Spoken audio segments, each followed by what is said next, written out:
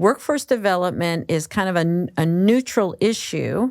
So if you were talking to someone who was left-leaning versus right-leaning, how do you talk about the benefits, the why? Why is workforce development important when you're talking to different constituencies? All constituents have people that need jobs. Yes. They have businesses that rely on the people to get jobs. Yeah. And we need workers. We need workers. No matter who's in office, like you said, the work still has to be done. People Sure. still have to be trained. People still have to find jobs. And people still have to work.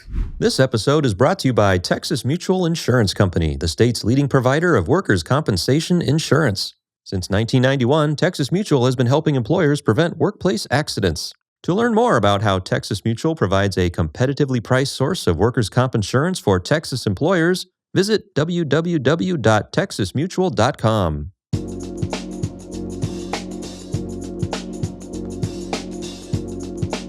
Hello, everyone. Welcome to Austin Hires Local.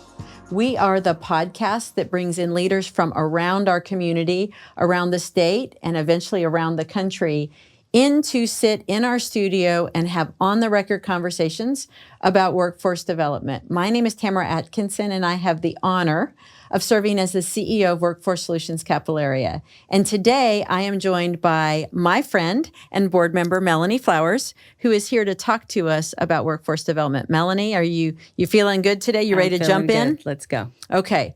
At Workforce Solutions, as you know, because you are on our board, we focus on connecting people to jobs and helping people find their career pathways. So I like to start with a workforce-related question about jobs. So Melanie, tell me, what was your first job?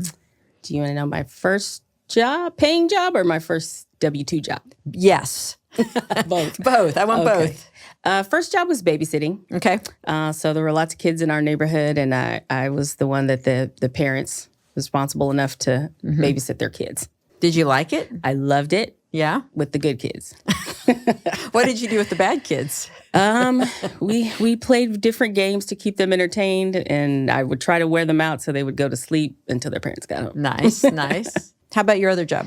So my first W-2 job was at Academy Surplus. Okay. So that's what Academy Sports and Outdoors was called before. And Mr. Miller was still alive at the time. He would walk through the store there on Ben White and just see what we were doing. And I was a cashier at the time, and so he was always very friendly. I learned a lot about customer service. I was going to ask you, what did you learn? And do you still apply those skills? Absolutely. Definitely having people skills, organization. As a cashier, dollars and cents matter. So attention to detail. Yeah, that does kind of matter, right? Giving people the right change. Yes. Yeah. And making sure my till was even what it was supposed to be at the end of the night. Was it ever not? Never. Of course not. Yeah. You are so precise. I love that. So Melanie, I know you pretty well. I've had the honor of working with you, even traveling with you over the years. But what is one fun fact about you that people may not know? I would say the fact that I am a Tool Belt Diva. Tool Belt Diva, what does that mean? I love to build things. I have a garage full of power tools. Oh, really? So I'm the one that's always putting something together or reverse engineering something. I like to decorate. So if I need a piece for a particular project, then I just make it. Well, I love that. And I know that when you actually, as our chair, you suggested that Workforce Solutions Capital Area start a podcast, so thank you for that. And you said not only should you start having podcasts, but you said, I'll help you build a set. Now, I'm going to be honest, when you said that, I didn't really fully believe you because it's a lot of work. But thanks to you, we have this set. So thank you, Melanie, for that. All right, Melanie, shall we jump into the content? Let's get into it. All right. One of the things I have always appreciated about you is you are looking for efficiency when it comes to serving workers, but also a way to meet business needs. And early on, it seemed like you were a real champion for apprenticeship. So talk to me about it. Why did you decide that apprenticeship was a good way to support workers and meet business needs? I think, like you mentioned, efficiency, being able to braid, like something that I learned in CTE when I was in high school, and the earn and learn model of going to school and working at the same time. Like, I don't have to sacrifice paying a bill or feeding my family while I'm continuing to learn and grow in my potential career. So that's what I love about the apprenticeship model. Yeah. Do you have any professional experience with apprenticeship? Besides designing programs, I have not been through an official apprenticeship, but I've helped several people with pre-apprenticeship and the work that I've done with Skill Point Alliance, going on into like full-blown apprenticeships where they're earning and learning, and then what we built at Samsung with the Fab Apprenticeship Program. Okay. So I feel like there's a lot of discussion now about apprenticeship. And I hear from different corners of both the education entities, but also the business community. I'm wondering if there's a negative connotation about the term apprenticeship, maybe not the concept, but what is your professional opinion about how apprenticeship is viewed? I think it's not a negative. I think it's just a narrow. Okay. When people hear apprenticeship, they think skilled trades. Okay. But more and more, there's things opening up. There's apprenticeship degrees in education, nursing. So people are starting to industries are starting to adopt the apprenticeship model because it's a faster way to get what they need in terms of employment and without requiring the learner or job seeker to stop and go to school only versus work. Yeah, I agree with you. I mean, I've been asked before, like, hey, Tamara, how do we solve these workforce shortages we have? And I always say, there's no silver bullet, but maybe the closest we come is an earn and learn or apprenticeship type model, because everyone seems to win in that model. Probably should have started with this. What's the definition of apprenticeship? So I would say there's little A apprentice, and big A apprentice. Okay. So capital A apprentice would be a fully registered apprenticeship program, so a RAP. It's a little bit longer. As you know, it's a little more paperwork involved in getting that done. Bureaucracy, Yeah, I mean, it is what it is. But that's the official federally registered apprenticeship. Then there's little A apprenticeship, where they follow the same model but have not done the federal paperwork to be registered. Okay. But what I found is that workforce funds are still available for those types of programs. Yes.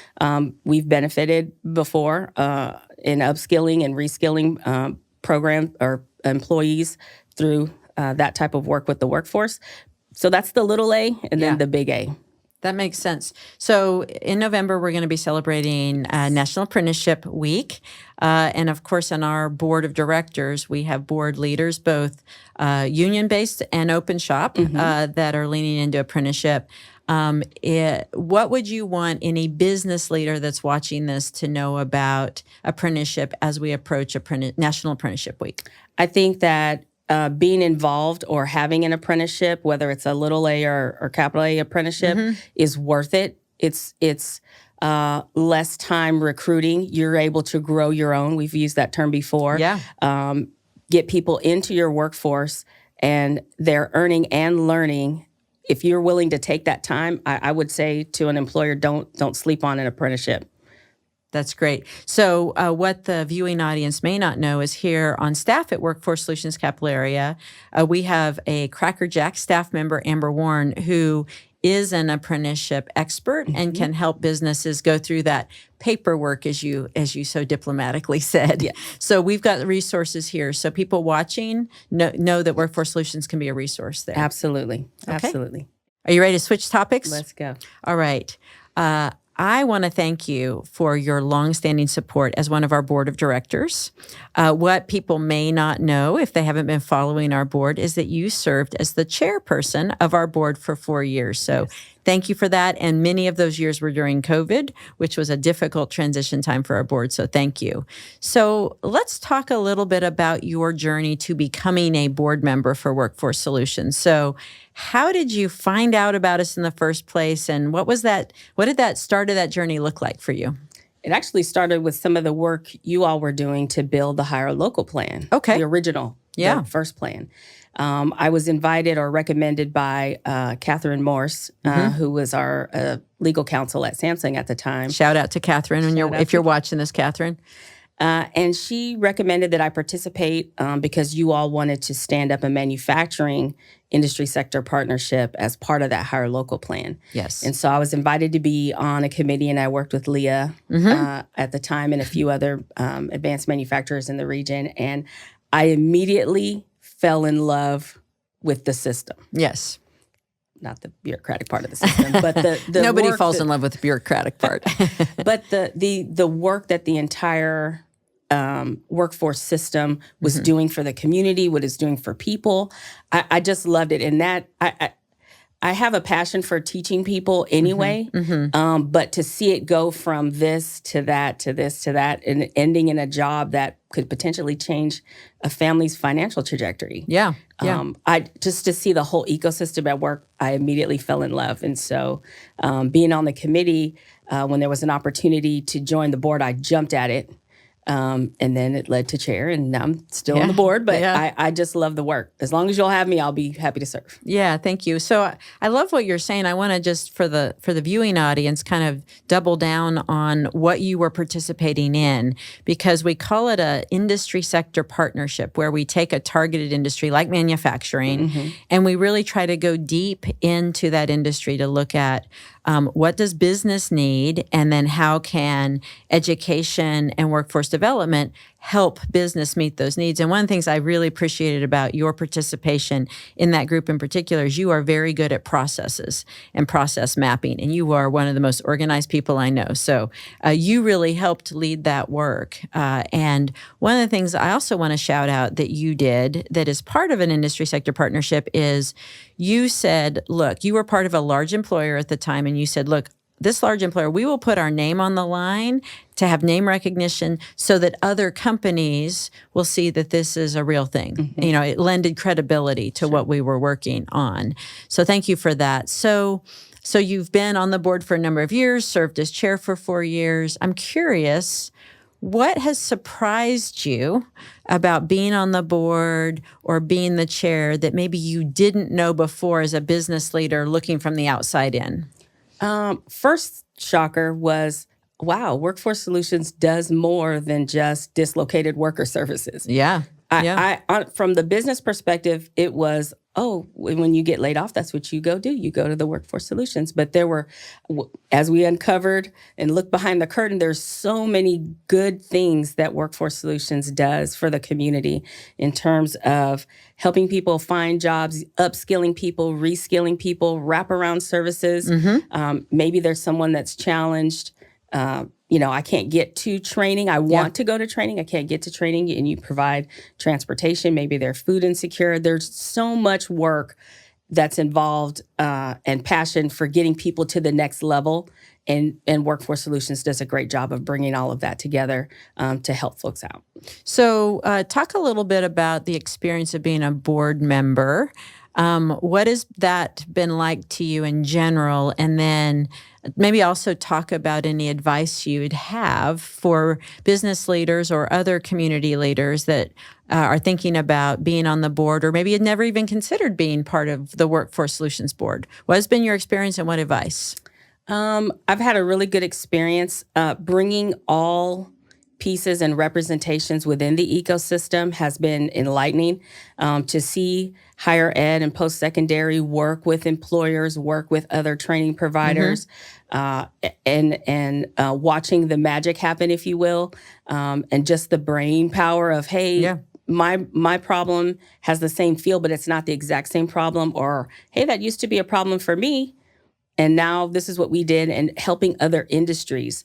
So sharing across industries. Is there any other place, any other table, I'll call it, where you feel like that exchange is happening? Because I can't think of one. Yeah, That's why it's kind of a loaded question, honestly. I'd be hard pressed to find one. But Workforce Solutions sets that table. I think that ecosystem and Workforce Solutions being that center, creating those liaisons, creating those connections is magical. Look what we've been able to do in the capital area. Like it's been great. Well, under your leadership, it takes good leadership to get things done. So then, advice. So as you know, because you were chair and you helped me with this, we have specific positions on our board, and we're required to have categories of positions. And from time to time, we do have openings, and we're of course always looking for a person who can bring both high value, but that we can contribute to. What advice would you have to anyone who maybe is thinking about or has never thought about serving as in a volunteer capacity on the Workforce Solutions Board? I would say take a look. If you really have a passion and to help the community and further the community in terms of workforce development, take a look, get involved. We have committees. You don't necessarily have to be on the board right away. That's how I started. On a committee, influencing the work that we do and advocating for your industry or your company, and get your feet wet. Find out what you like. We're always looking for good people, good leaders. Yes. That want to do good in the community in terms of workforce. So don't be afraid. Ask questions. Yeah. And jump on in with us. This episode is brought to you by Texas Mutual Insurance Company, the state's leading provider of workers' compensation insurance. Since 1991, Texas Mutual has been helping employers prevent workplace accidents. To learn more about how Texas Mutual provides a competitively priced source of workers' comp insurance for Texas employers, visit www.texasmutual.com.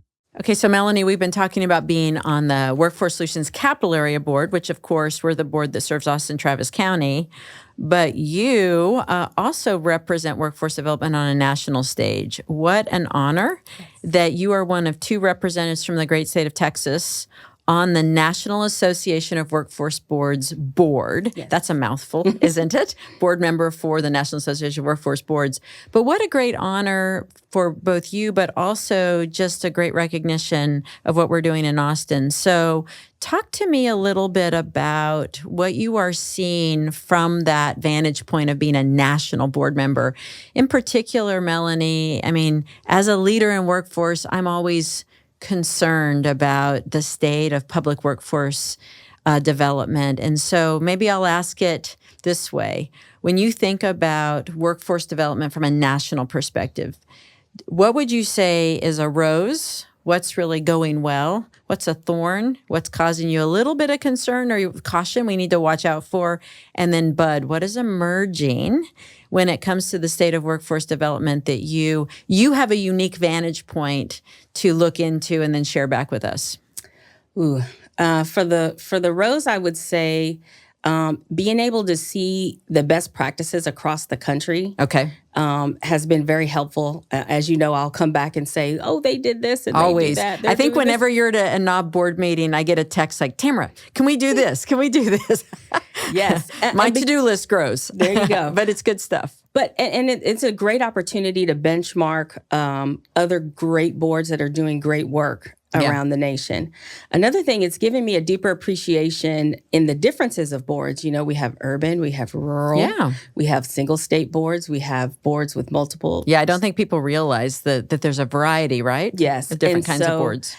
Looking at the things that they struggle with, which aren't necessarily the things we struggle with, and vice versa, has been kind of eye-opening and had given me a deeper appreciation for the work that we do and shows ways that we can get better. Yes. So that sounds like that's a rose. Yes.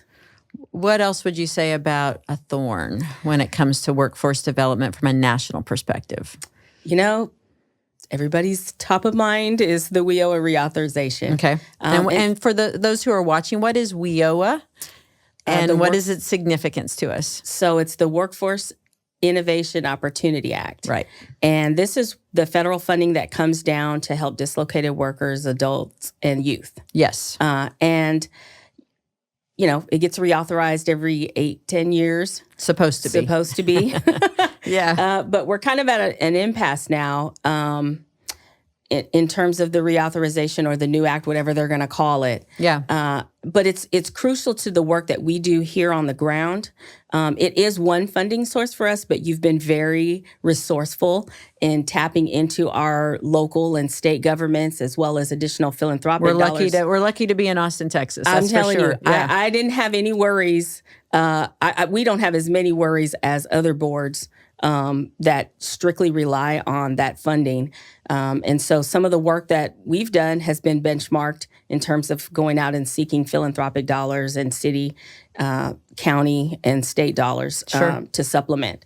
And so that's kind of I would call a thorn and an opportunity at the same time. Is because what's going to happen at that federal reauthorization level. That I know it gets kind of wonky fast, and people may be like, why do I need to care? Exactly. But I love you're right. It's the foundational funding for what we do. And I mentioned earlier about industry sector partnerships. It's how we fund those activities in industry sector partnerships. So I agree with you. That's a thorn. And I know many of us, all of us, the whole country is watching what's going to happen with the elections and any new administration, because there will be, no matter what, new administration, how they prioritize a workforce development for Americans.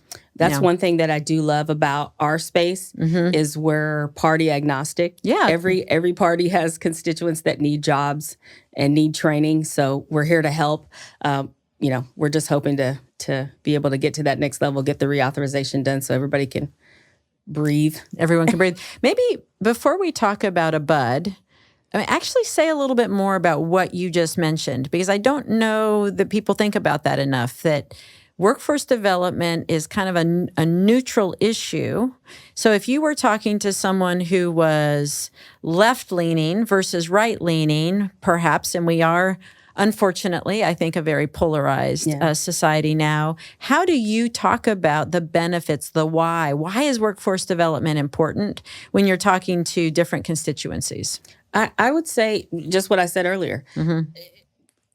Both constituents or all constituents have people that need jobs. Yes. They have businesses that rely on the people to get jobs. Yeah. And we need workers. We need workers. Yeah. And so no one asks, you can walk into any job center and no one says, are you a Democrat or are you a Republican before we decide to serve you, right? And that's the way it has to be. Yes.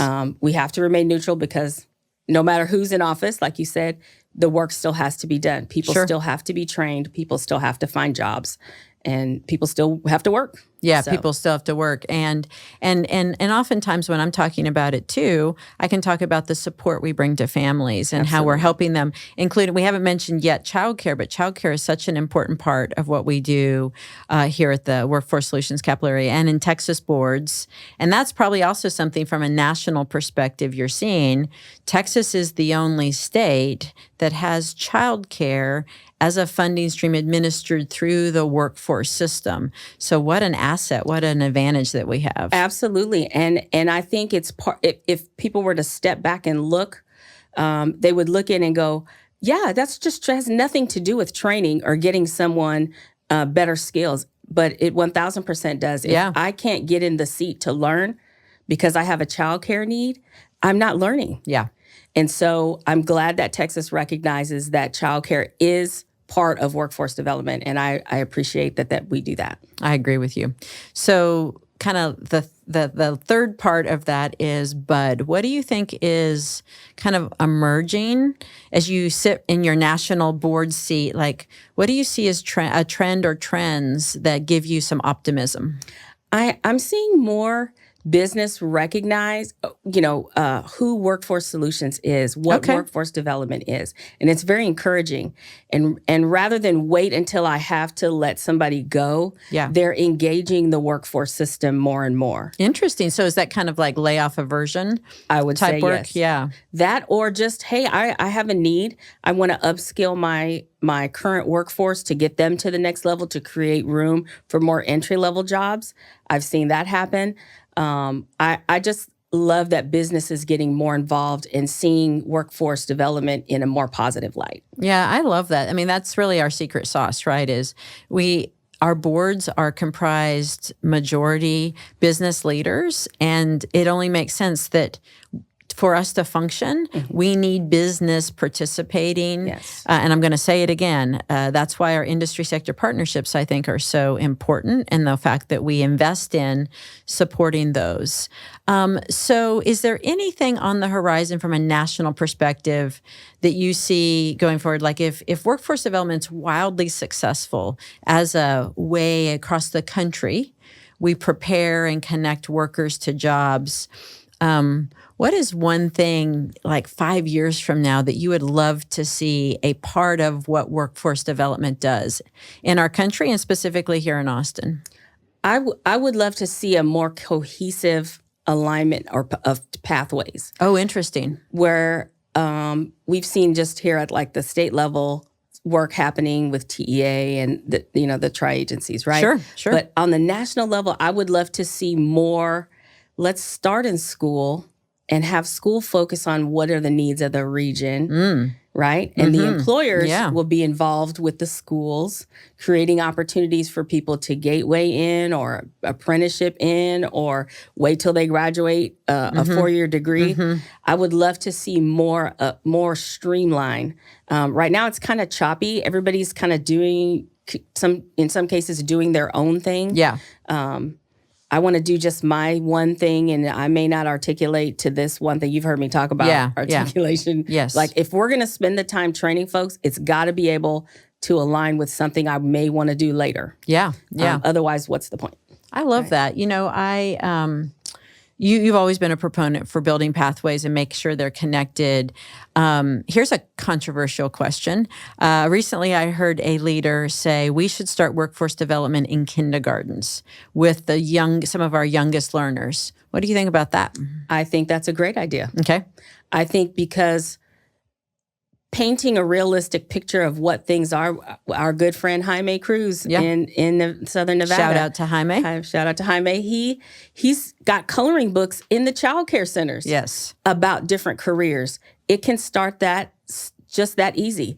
Little costumes that they can dress up as a how fun nurse, a doctor, a construction worker, whatever, right? So to kind of be able to have age-appropriate materials, whether it's costumes or coloring books, to expose children to careers and industries. Absolutely. I love it. Thank you. Thanks for listening to Austin Hires Local, powered by Workforce Solutions Capital Area. To learn more about what you heard today, or to see what Workforce Solutions Capital Area can do for you, visit WFSCapitalArea.com. To stay updated on new episodes, subscribe to Austin Hires Local on your podcast app of choice. Until next time.